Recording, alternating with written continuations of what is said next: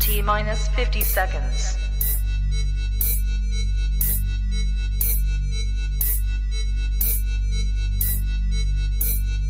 T minus 40 seconds.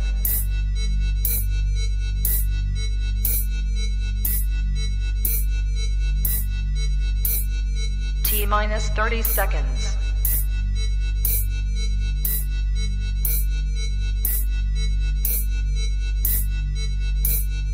T minus 20 seconds.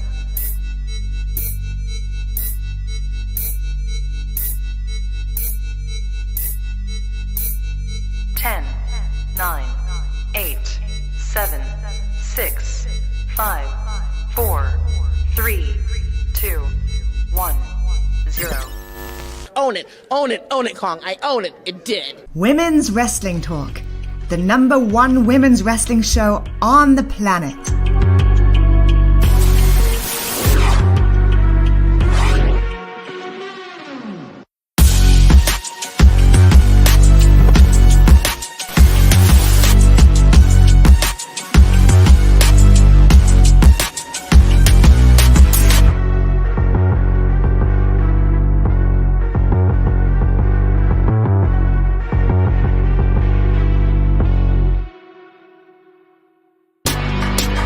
Women's Wrestling Talk, the #1 women's wrestling show on the planet.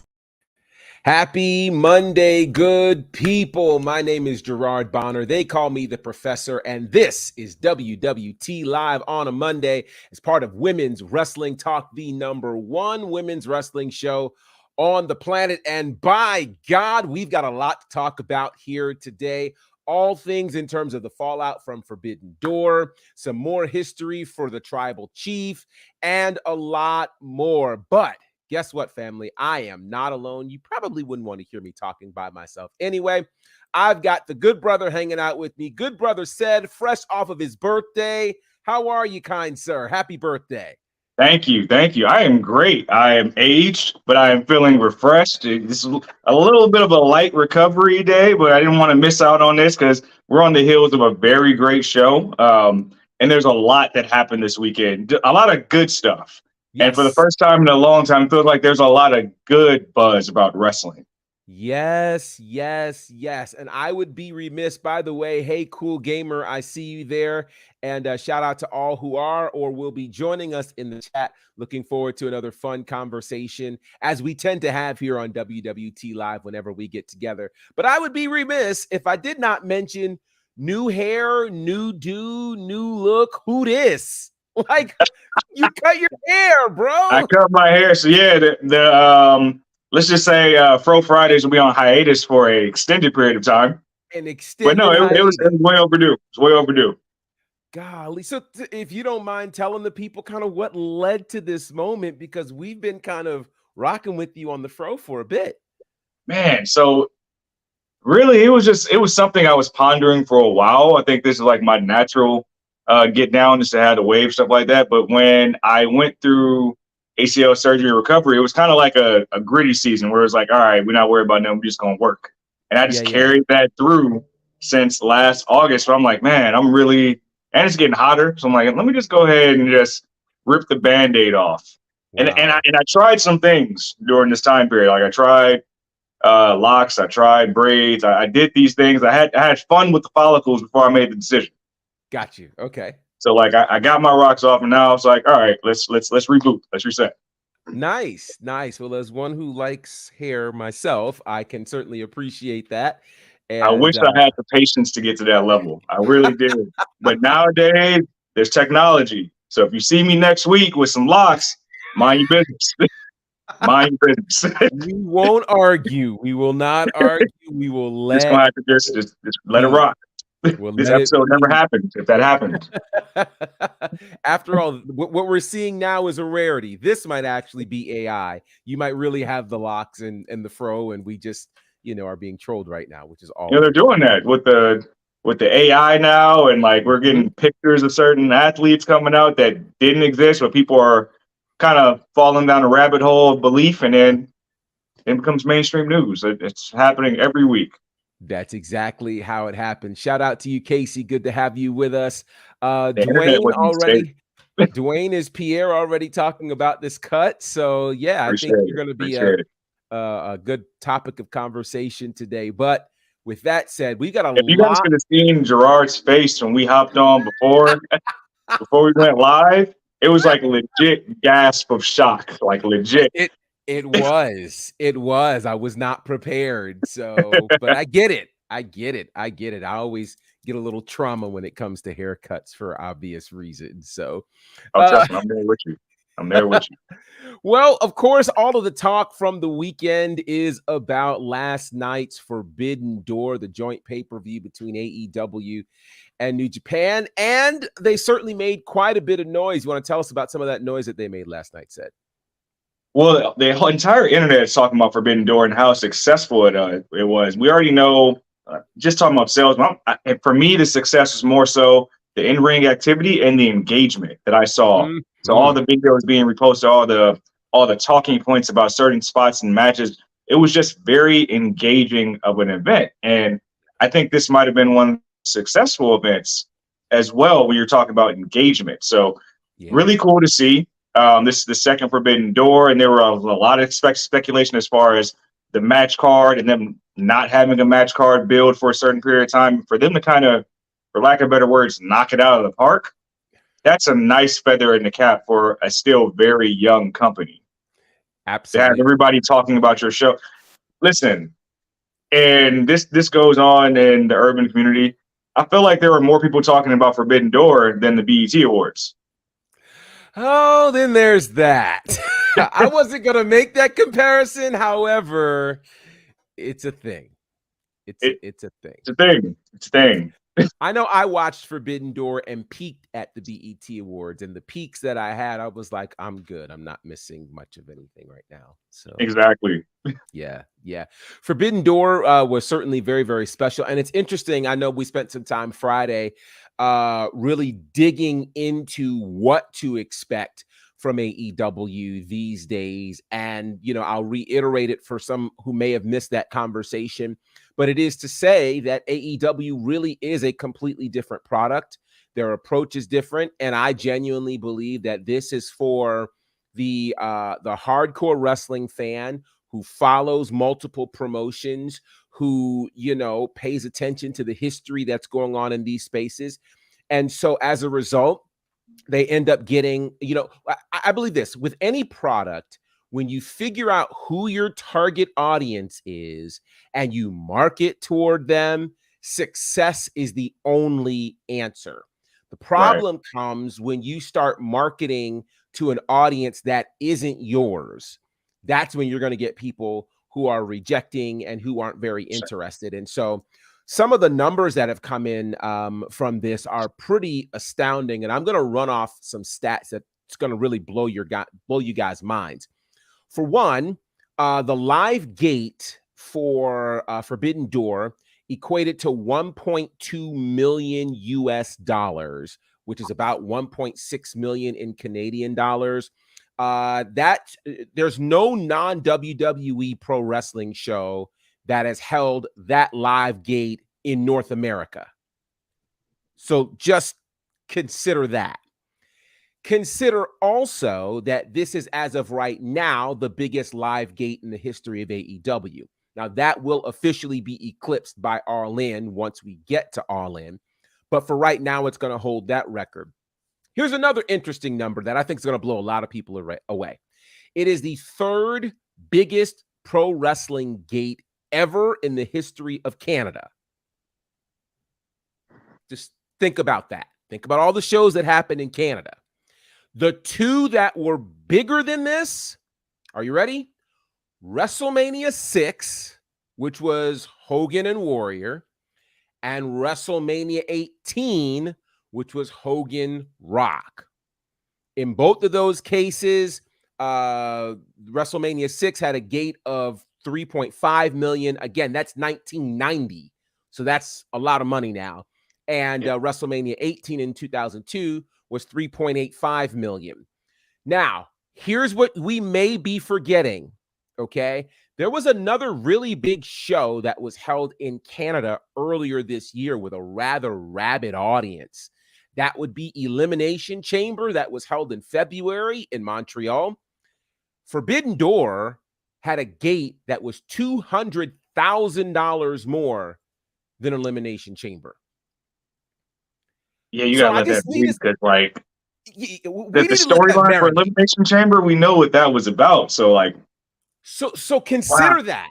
Consider how big the storyline was going into Elimination Chamber. You're coming off the heels of Sami Zayn getting kicked out of the bloodline, and now Sami Zayn is going to fight Roman Reigns in Montreal.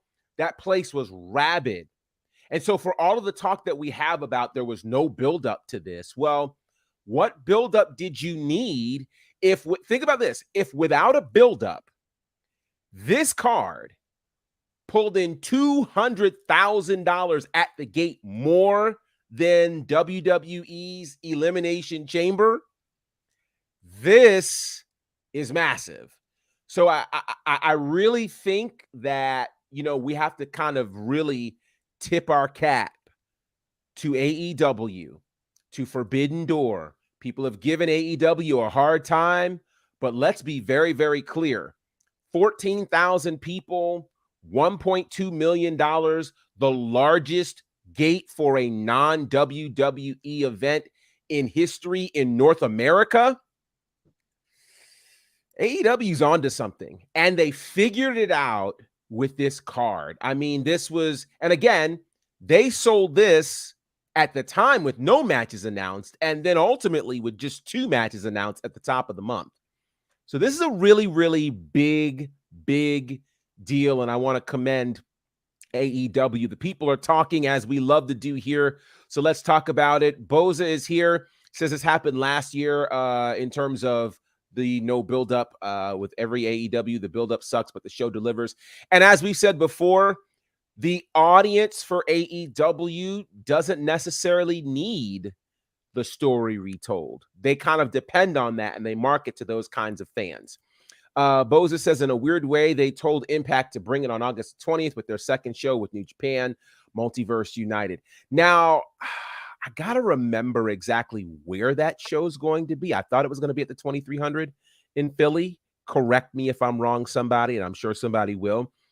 But Impact certainly is not going to be able to compare gate-wise. Like, you're going to have to run a space of at least 10,000 people to do that. And Impact doesn't do that on a regular basis. Matter of fact, I don't know if Impact's ever done that. Let me think that through. So that's going to be that if we're talking comparing money to money in terms of gates. In terms of in-ring content, Impact's going to have work on their hands because Forbidden Door absolutely brought it in ring. Casey says, Forbidden Door was so much fun. I had low expectations. I was very surprised. Although I was pretty much half dead during the Kenny and Will match because I was so tired from the show. Let's see. 1.2 million is a home run for a company that's 4 years old. You absolutely better believe it. And I think, yeah, there's the shock and awe to think that they outdrew a pay-per-view dominated by the Bloodline, which I think is pretty massive. They had a hiccup at the last minute with Adam Cole's bad luck continuing. The flu bug. Was Adam Cole scheduled for this show? I didn't see him on the card. I don't think I see him on the card. I didn't see him on the card, but interesting. Eddie James is with us. Good to see you, Eddie. When do you see Julia and Willow happening? I don't know as of yet. It could happen as early as some things that are going on in New Japan for Independence Day weekend. Who knows? All sorts of, the jury is still out on that. But so I do know this. We have not talked about the specifics that happened during the card. Oh, that's right. That is right. They did say on Rampage he was going to fight Tom Lawler. That's right. But to that end, I mean, we didn't miss it. So I guess that speaks to how significant the card was. And they certainly could pull that match off, I think, at another time. So that's pretty cool. So we have not had a chance to talk about what happened. I know I believe there was an after show here on our network, which you guys can check out in terms of details. But do you want to talk a little bit? I know you haven't fully watched everything just yet in terms of Man, getting caught up, said, but from what you've seen, what have you thought about Forbidden Door? from what I saw, I think they are really hitting on. They have the right formula. Like you said, they market to the right audience, and that they give the audience what they want, which is just exceptional pro wrestling. But this Yeah. formula that we've seen now have this record-breaking gate of kind of worlds colliding. There's a lot of Mhm. companies that can really build off that for one show a year. Because we've Mhm. seen it once and now it's only gotten bigger. And imagine if it only grows to other promotions, what you can possibly do. Now, I can't see a WWE really indulging in that format. Just doesn't fit their style because they're a big brother or whatever you want to say. But just hitting on that, the people are already saying the best two matches of the year were Ospreay and Omega 1 and 2, Mhm. and Mhm.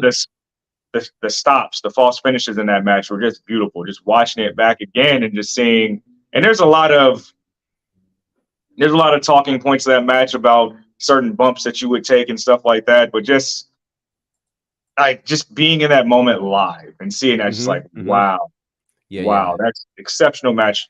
And then even the Okada Brian Danielson was good as well. I think a lot of people were shocked by the finish and maybe thought that they would go a little bit longer, but Mhm. when you see the history behind Okada hadn't tapped in almost a decade. So it's Right. like I think the difference between the buildup is that you're getting the storytelling within the ring. And if Yeah. you don't really know your history like that, you're not going to get it first, like front of mind while you're watching it. You're going to have to see Right. people kind of regurgitate their thoughts afterwards. And it's just, like you said, they found their formula. They found their formula. They found what works for their audience. Yeah. And it's interesting. I think as fans, I still remain amazed at, for as much as fans may say that it's popular not to like WWE, the WWE model and expectation is what we've been measuring AEW on. And it's really not accurate or fair because that's not their audience. I felt some kind of way watching Forbidden Door.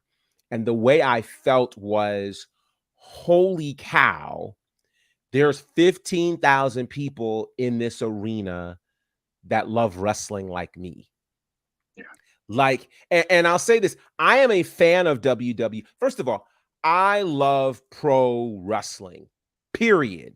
Be it WWE, independent wrestling, New Japan.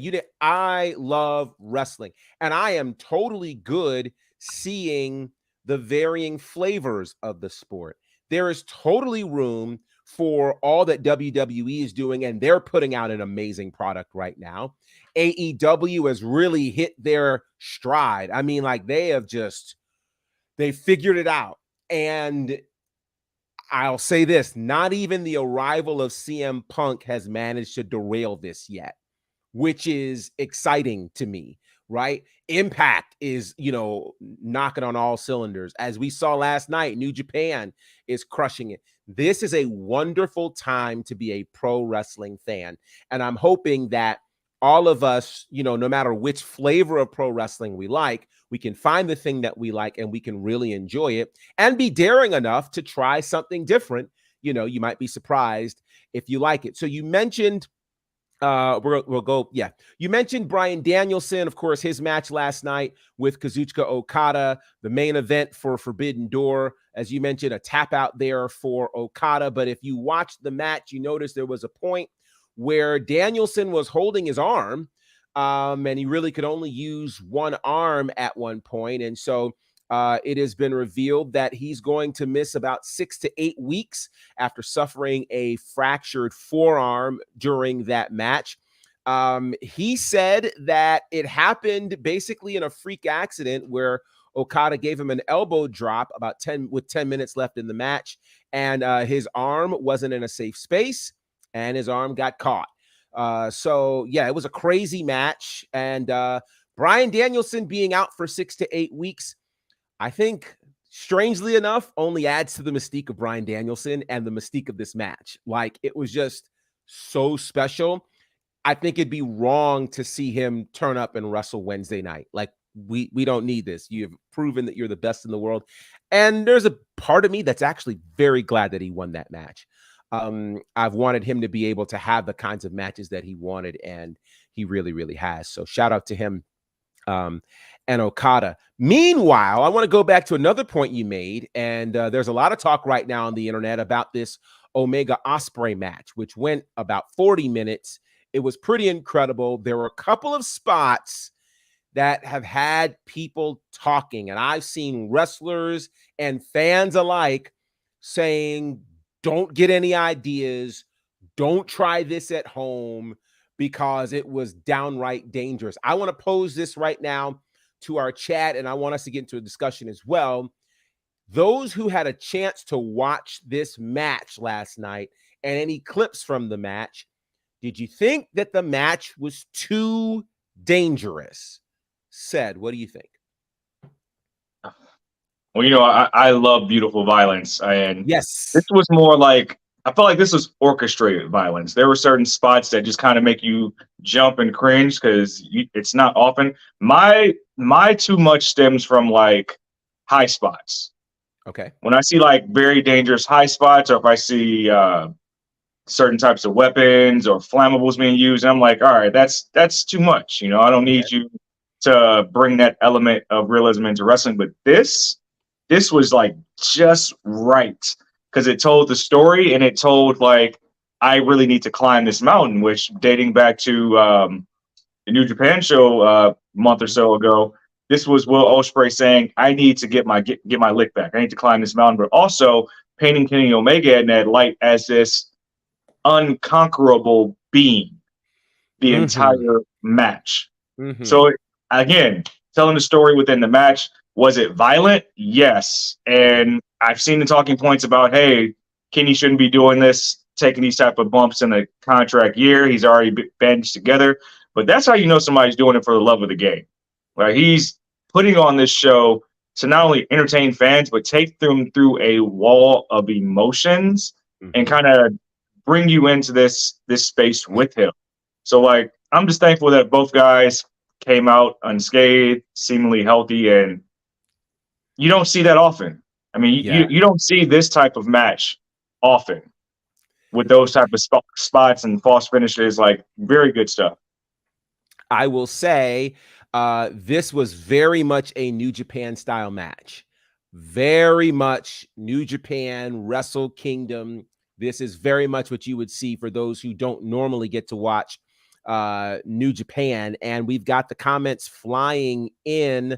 Barry Monkey, good to see you, says, I think lots of matches are too dangerous. I never want a wrestler injuring themselves for my entertainment. You know, and I get that. And I think a lot of people often forget just how dangerous this sport really can be. Boza says, it felt like Kenny was going New Japan Kenny in that match, and I thought there was one spot he landed on his neck, and that was it. Will may win via stoppage. He needed to slow down. One wrong injury. That's it. And that was, you're referring to the Tiger Driver 91 that happened where, you know, Kenny was landed literally on his head and his neck. And that was cringeworthy for sure. But to the credit, it's like the way he sold it. Cause like he leaned into the spot so good that made me think like, wait, like, was that supposed to happen? And then the match continues, and I'm like, oh, snaps. Like, I will say that the precision done with moves like that, like you do that wrong, you paralyze somebody easily. Yeah. Like without question. And so again, I think it was I mean, you kind of, in fairness, the match on its, you know what? This match, Booney would appreciate this. This match is like listening to a radio single, right? You listen to a radio single and you're like, okay, that's cool. But the single in context with the full album, particularly if it's a concept album, you go, now I understand this. Like when Beyonce dropped Break My Soul, everybody was like, okay, like dance, cool. Then you heard the whole Renaissance project and how it fit in, and you went, it makes sense, right? So I think this match on its own is incredible, But when you go back and look at the history between Omega and Will Ospreay, then you go, whoa. Like, if you get a chance, go back and watch the Wrestle Kingdom match, go back and watch several of their other interactions, and you'll understand why this is so insanely significant.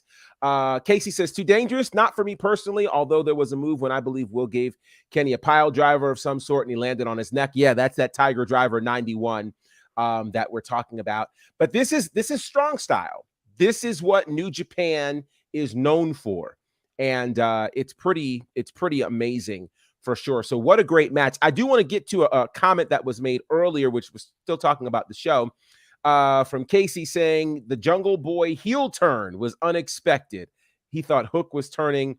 Yeah, the Jungle Boy heel turn. Did you want to talk about that? So I didn't see that, but I saw a comment and I empathized with it right away on Twitter, as far as have Jungle Boy cut his hair, have him get a goatee, shades, call him Hollywood Jack Perry. And I was like, yes, I'm here for that.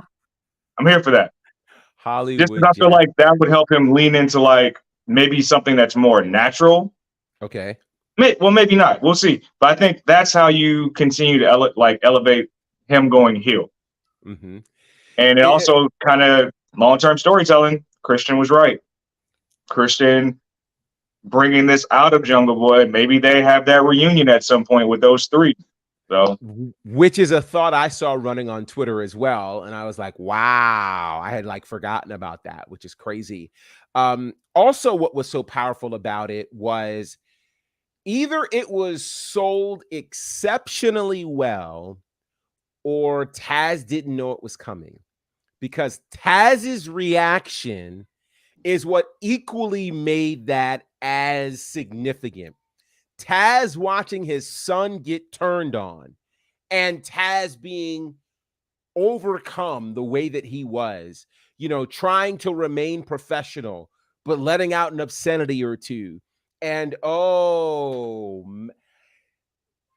I will say this, as one who does commentary, I generally, every promotion I work with, they know I don't want to know results. I want to be able to call this stuff like I see it for natural reactions. Jim Ross is that way. I'm that way. I know others are that way.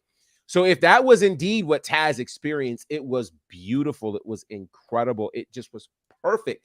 And if for some reason Taz knew and he reacted that way, even more brilliant. Absolutely brilliant. Yes, that's right. And let's see. So to that point, Boza, I never expected a Jungle Boy heel turn at Forbidden Door. You want to talk about a brilliant way to do it in a space we never saw coming. I actually thought we might have seen it happen at Double or Nothing, because I felt like he was leaning edgewise that way. But this was just, man, AEW got it right. And I just think it's important that we spend that kind of time honoring AEW for getting it right, because they got it right. They got it right. All right. From AEW, we move to the Tribal Chief, who has made even more history. Said, would you like to tell the world why we should put our ones up yet again? So we talked about this a little bit over the weekend, and now Roman Reigns is officially the fourth longest world champion, has the fourth longest world championship reign in WWE history, after only Hulk Hogan's reign from 84 to 88, lasting 1474 days. I believe he has officially passed Pedro Morales' title reign, which I believe was 1,027 days. So we're still on this gravy train. That is the Bloodline storyline saga. Roman Reigns' title reign doesn't seem like it's going to end anytime soon. There's no viable, credible challengers, however you would name it. We're heading to Bloodline Civil War. So we're in this multiverse of the Bloodline now. That's just literally where we're at, with Bloodline Civil War happening Saturday at Money in the Bank. This is pretty incredible when we think about it. Again, Roman Reigns, now the fourth longest reign in WWE history. I don't know that any of us ever thought we would be at this point right now, but we are here. And again, no credible options in terms of who might fight him for the title. I would imagine SummerSlam, we might be getting a title defense from Roman Reigns. And the question is who? But what if we don't? What if we don't? Like, what if they have like, and we're in such a rare space right now. And like some people might feel like we're stuck with the title reign, which is why they keep doing it. But no, I feel like there's other elements. Like what if Solo turns this weekend? And what if we get Solo versus Reigns at SummerSlam and it's non-title? Like there's so many ways to really look at this. I see people talking about like, when is Sammy going to turn on Kevin? And be able to get the jump on Kevin for the first time. Like there's so many different layers. And are there credible challengers on SmackDown? Yes, but there's no storyline. We talk about the differences between AEW and WWE. Would fans be reciprocal of Bobby Lashley just coming out one Friday after not seeing him at all in months and saying like, hey, I want a title shot? Or same with Edge. Like, would you be reciprocal of that? Probably not. Yeah, this is a proud moment for me right now because I just feel like the people are finally understanding the differences between these two products. And now that we understand them, we can't measure them the same. We just can't. And so to me, one of the reasons why all of this makes sense for Roman is this is not the Brock Lesnar title reign from a few years ago, where Brock literally sat at home as the days were counting. Roman is involved in the top and has been involved in the top storyline for now 2.5 years. So this isn't an issue of Roman not being present, et cetera, et cetera, et cetera. Roman is present. They are literally responding to what the big story is right now in the company. And that big story is the bloodline. And right now it's implosion. And who's really mad? Who's really mad right now that we're going to see Roman and Solo versus the Usos at Money in the Bank? Like this is great. It's what we've wanted to see, And so I hope, and there are lots of ways this can go. Like, do the Usos win? Think about this. Roman and Solo lost that tag match they had for the tag titles back at Night of Champions. What happens if Roman and Solo lose again? Does Roman now want to get rid of Solo? If the Usos lose, what does this do for, Roman? And do we get it? Now, let's remember this. And I know, we'll probably do official Money in the Bank preview later this week. But let's remember the last time a new member was added to the bloodline was across the waters. Happened at Clash at the Castle. So we're back in that territory. Is this the right time to introduce a new member of the bloodline? Has to be. I hope it's from the women's roster if they do it, like a la Nia or Tamina, if they fully lean into that. But there's so many delicacies with this title reign, like the fact that we have an entire roster. Like I believe they're going to be on First Take tomorrow promoting Money in the Bank, but you have superstars not even invoking Roman's name in promos. Right. Like it doesn't even happen. So that's how you know it's like a different level. But what they're going to do at Money in the Bank will be special for a number of reasons. We finally have this blow up of the bloodline where they're going to be fighting each other. But you have to keep in mind that what if this match main events? So that means we'll already know who the men's Money in the Bank winner is. What if we get a false cash in? There's so many things that could happen. Or what if we get an actual successful cash in? So let's just jump into that because we talked about this, and last week you guys got me believing that Logan Paul is going to win this damn briefcase, and it would make the most sense for him.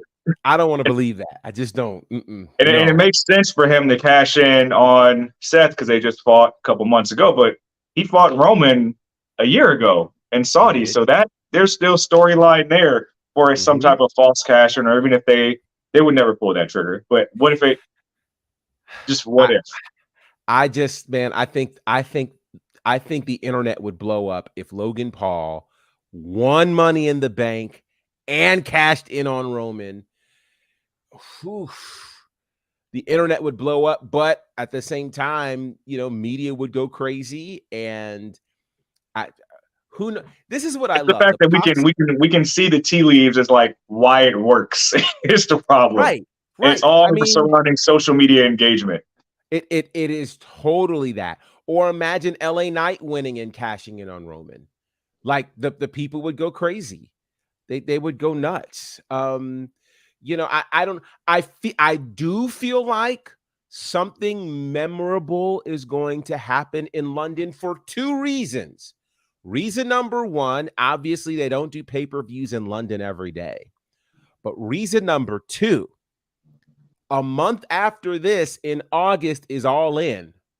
I think WWE wants to be able to say, this is our territory. So top that, whatever that is. So I don't know. This is gonna. You think that they're gonna take like a subtle shot in lieu of being a week after Forbidden Door?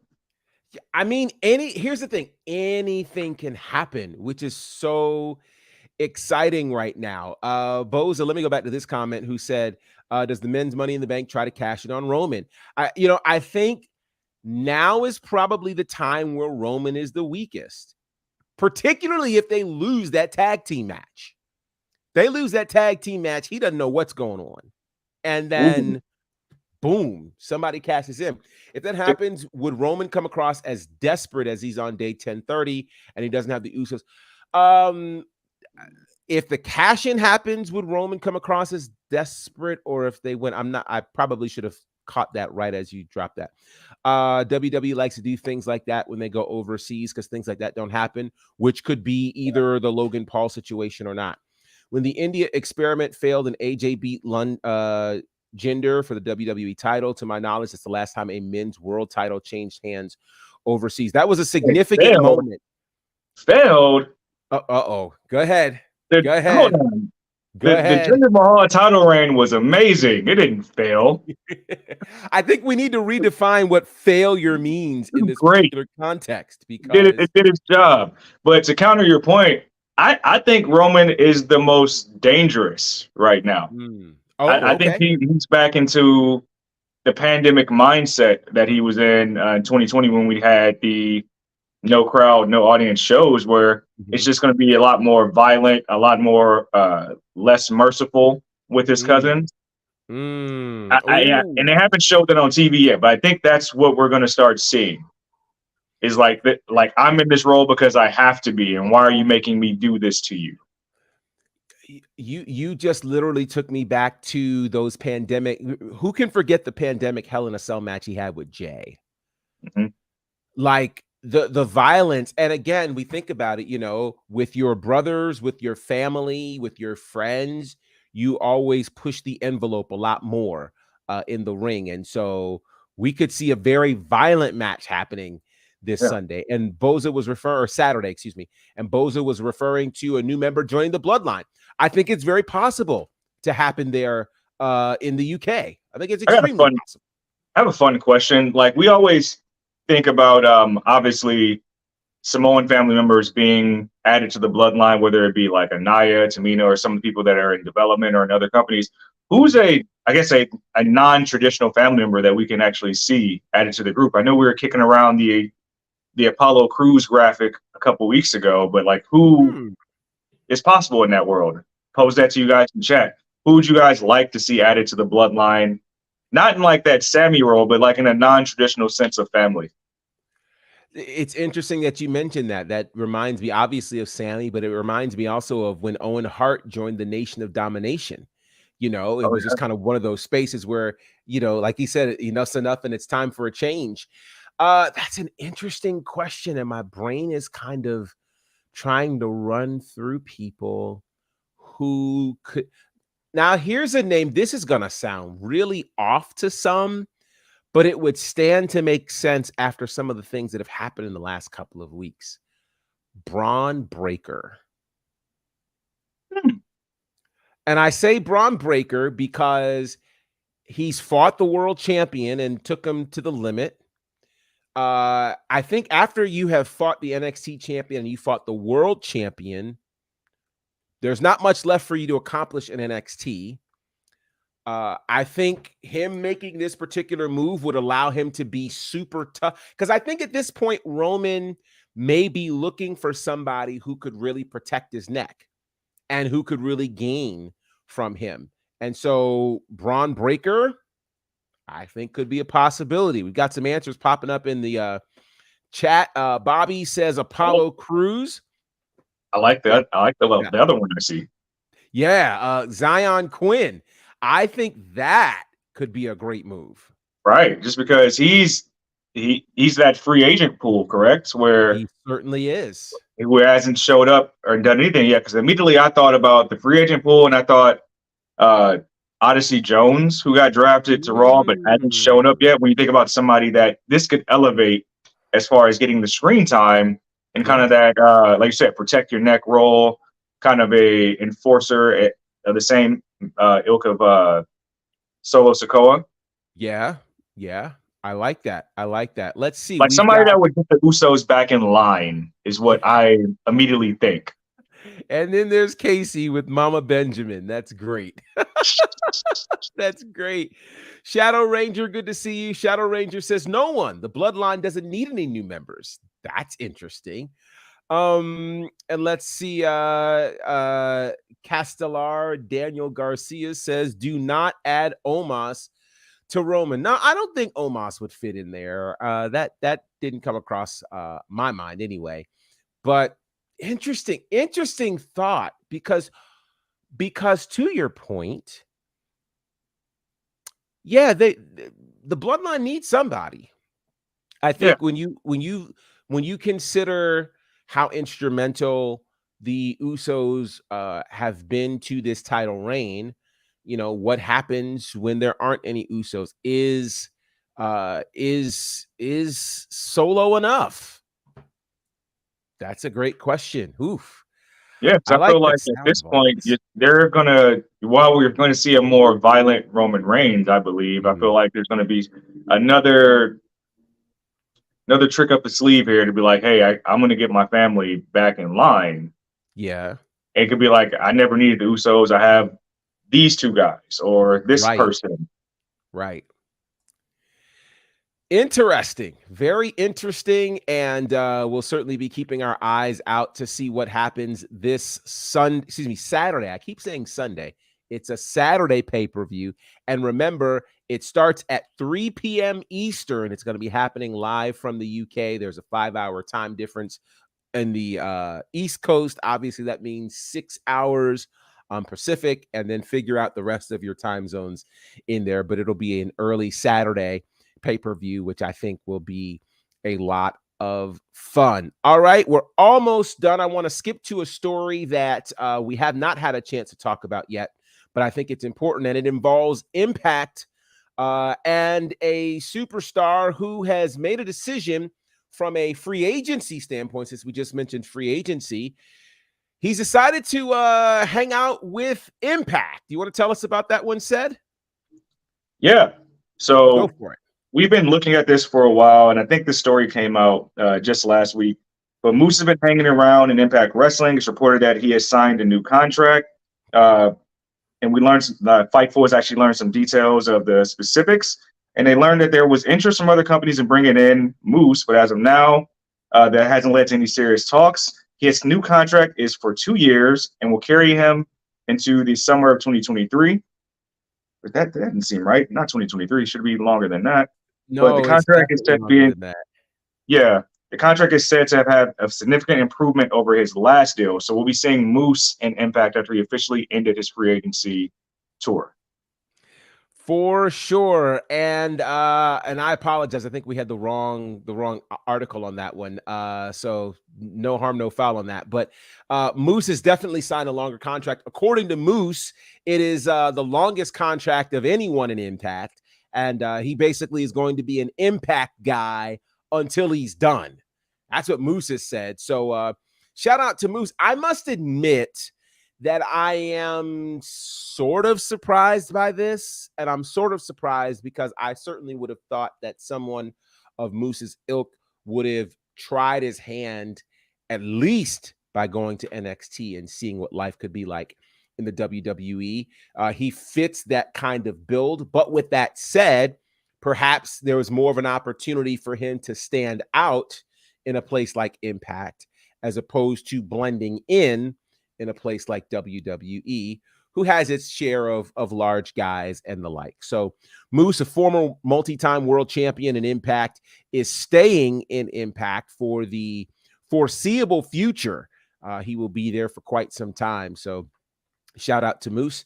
And planting his flag, essentially building your legacy within that brand. And you know what? Shout out to him, because to that point, you know, in all sports these days, there's very little loyalty to a particular brand. You know, gone are the days where, you know, if you got signed by one team, you retire with that one team.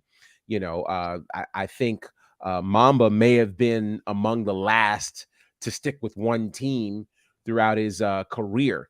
Nowadays, everybody goes to where they think they can either make the most money or win the most championships. So for Moose to make the decision that, hey, I'm going to stay in Impact pretty much until my career is done, says a lot about Moose and says a lot about his thoughts on Impact. So congratulations to him. Moose says, I'm surprised that Moose is basically staying till he's retired.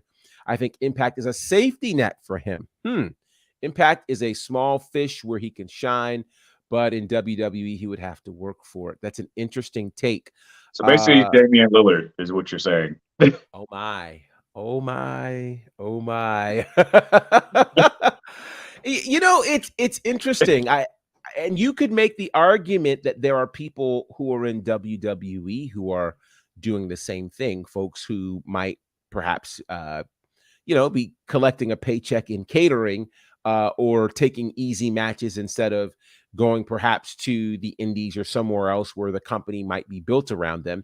Not everybody wants the same thing, you know. And when we think about, you know, while WWE is definitely a bigger pond, WWE also has a more strenuous travel schedule, a more strenuous TV schedule, where they are, again, live every week for Raw or SmackDown, and they're doing house shows. If you think about Impact tapes basically once to twice a month, right? So that's 2 days on the road. They aren't doing house shows. Pretty much everything is televised. So you could literally do a show for Impact and, you know, be off for 2-3 weeks, which is a much different schedule than what you're looking at, you know, in the space of, matter of fact, let me take that back. So they tape, what they'll do is tape almost 2 days a month. So they'll do like a back-to-back taping, do 2 shows one night, 2 shows the next night. So you've got your month done in 2 days. So if you're only traveling 2 days a month, that allows your body to recuperate, that allows you to be able to kind of recover, enjoy time with your family, enjoy other things that you can do while still getting whatever the Impact check looks like. I think people don't consider the wear and tear of traveling from city to city and all of those kinds of things.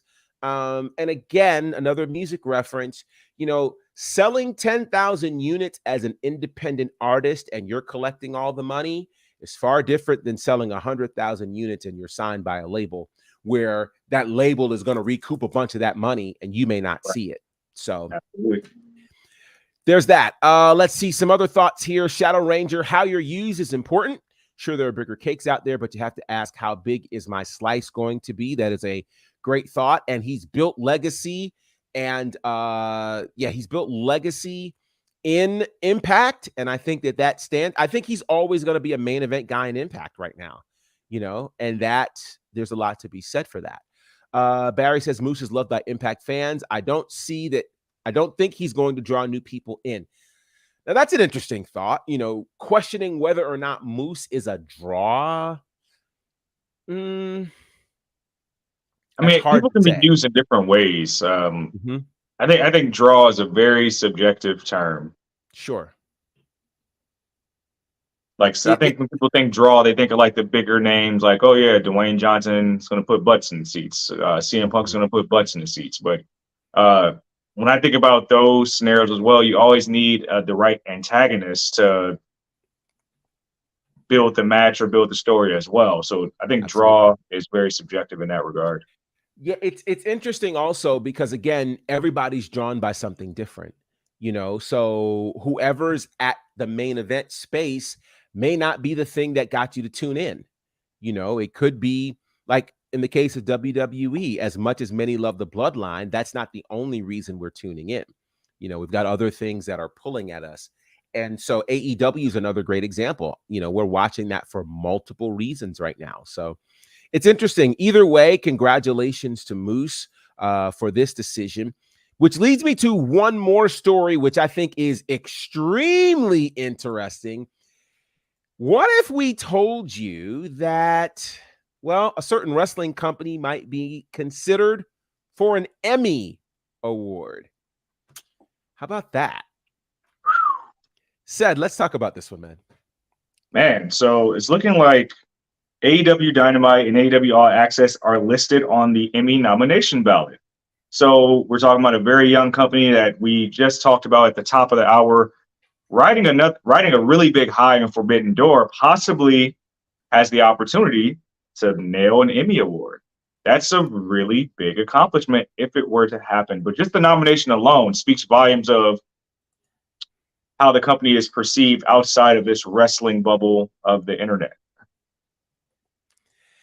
I agree. So a couple of interesting pieces about this. They are in the categories of outstanding structured reality program and outstanding unstructured reality program.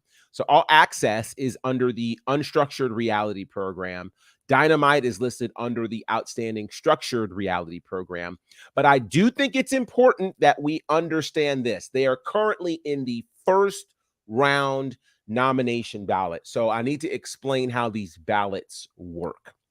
So the way these ballots work is you are able to submit, you know, your program, what have you. If this were the Grammys, it'd be your album. If this were other awards, your project, you are able to submit that. And those submissions, once they clear whatever, you know, the guidelines are in terms of eligibility, will now put you on what's considered to be the first round ballot. The first round ballot will be voted on by members of the Academy, which will whittle things down till we ultimately get to our final nominees. And it's the final nominees who will be announced as official nominees. So I don't want anybody running around saying AEW is nominated for an Emmy. No, they're not. There's actually, just so that you know, 45 other shows in that same category with them.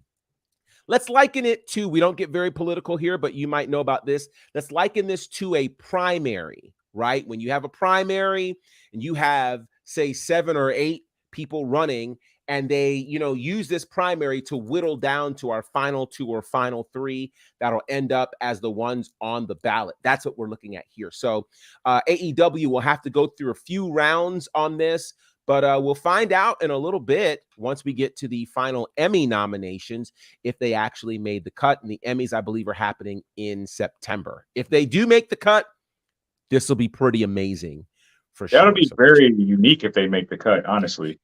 It would be unique because part of the challenge, for instance, I could live with them making that for All Access. It's Dynamite that would concern me the most, because I'm not sure then what we are saying about pro wrestling at that point. So yeah, I don't know if that'll actually be good for the business or not, but we'll see. Very, very interesting.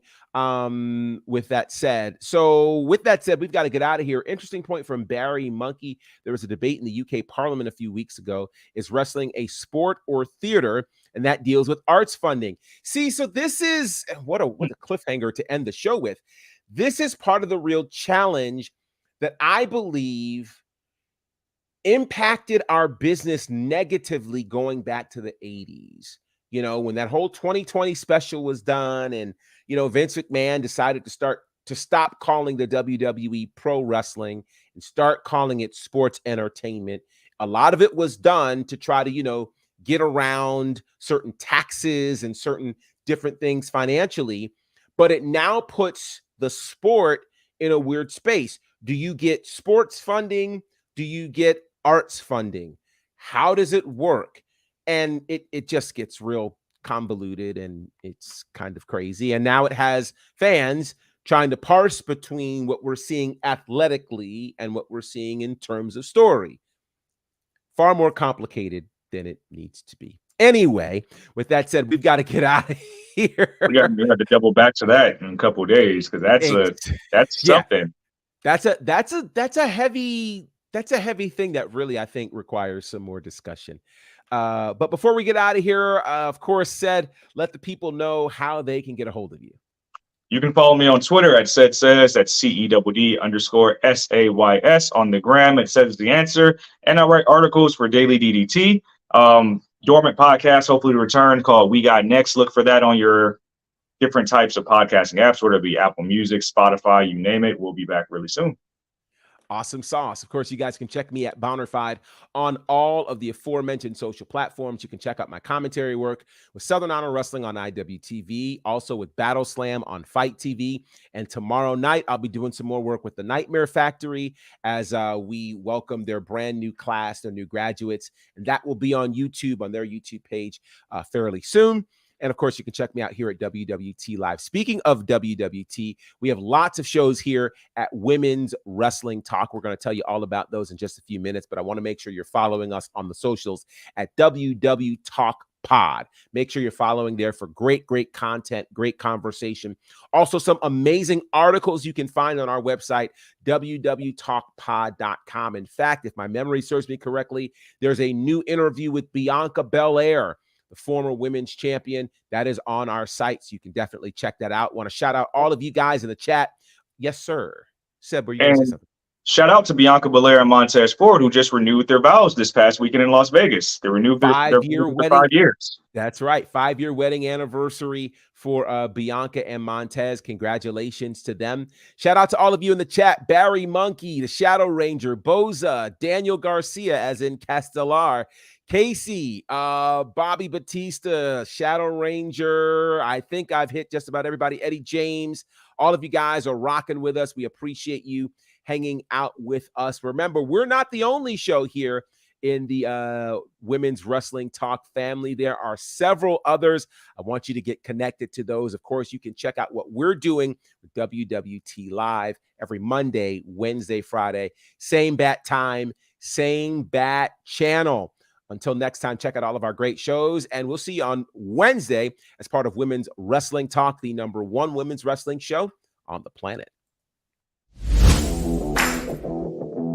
Hey peeps, TK Trinidad here, boss lady of Women's Wrestling Talk. And I want to say thank you so much for watching, because you've got millions of options. Plus, you don't have to worry about sharing your password to check us out. But while you're here, hopefully you know we have so many more shows to watch, like Turnbuckle Glam, Raw post-show, WoW post-show, AEW Dynamite post-show, Women's Wrestling Army post-show, NXT post-show, Impact Wrestling post-show, AEW Rampage and SmackDown Live post-show, On the Scroll, ROH post-show, WWT Live, plus all of our interviews with the hottest women's wrestlers in the game. Make sure that you like, comment, and subscribe. Check out our website at www.talkpod.com and follow us on all social media platforms at www.talkpod, and make sure to spread the word. That means send this to the group chat. Yes, even the person with the green bubble. Thanks again so much for watching Women's Wrestling Talk, the #1 women's wrestling show on the planet. Ciao for now. Women's Wrestling Talk, the #1 women's wrestling show on the planet.